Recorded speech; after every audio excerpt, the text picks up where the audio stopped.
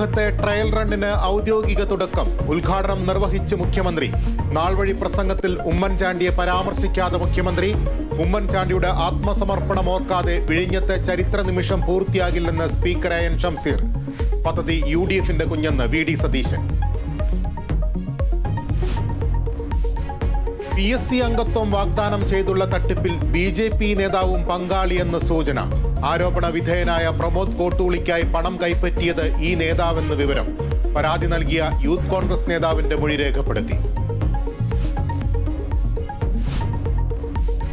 കേരളം പനിക്കിടക്കയിൽ. ഇന്ന് പനി ബാധിച്ച് മരിച്ചത് 8 പേർ. 24 മണിക്കൂറിനിടെ 173 പേർക്ക് ഡെങ്കിപ്പനി. തിരുവനന്തപുരത്ത് 4 പേർക്ക് കൂടി കോളറ സ്ഥിരീകരിച്ചു.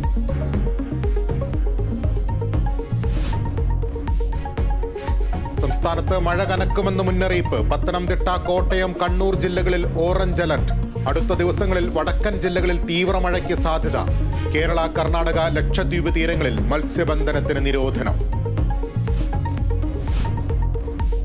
പത്തനംതിട്ടയിൽ CPMലേക്ക് സ്വീകരിച്ചവരിൽ വധശ്രമ കേസിലെ പ്രതിയും. മാലയിട്ട് സ്വീകരിച്ചത് SFI പ്രവർത്തകരെ കൊലപ്പെടുത്താൻ ശ്രമിച്ച കേസിലെ പ്രതി സുധീഷിനെ.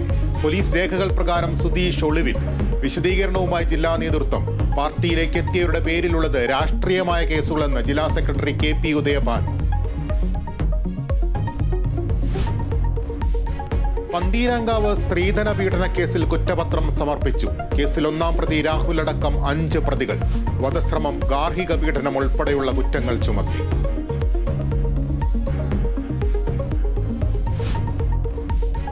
കൂറ്റൻ ജയത്തോടെ ക്രിക്കറ്റിൽ നിന്നും പടിയിറങ്ങി ജെയിംസ് ആൻഡേഴ്സൺ. ടെസ്റ്റിൽ 40,000 പന്തെറിയുന്ന ആദ്യ പേസ് ബൗളറായി മടക്കം. ലോർഡ്സ് ടെസ്റ്റിൽ വെസ്റ്റ് ഇൻഡീസിനെതിരെ ഇംഗ്ലണ്ടിന് ഇന്നിംഗ്സിനും 114 റൺസിനും ജയം.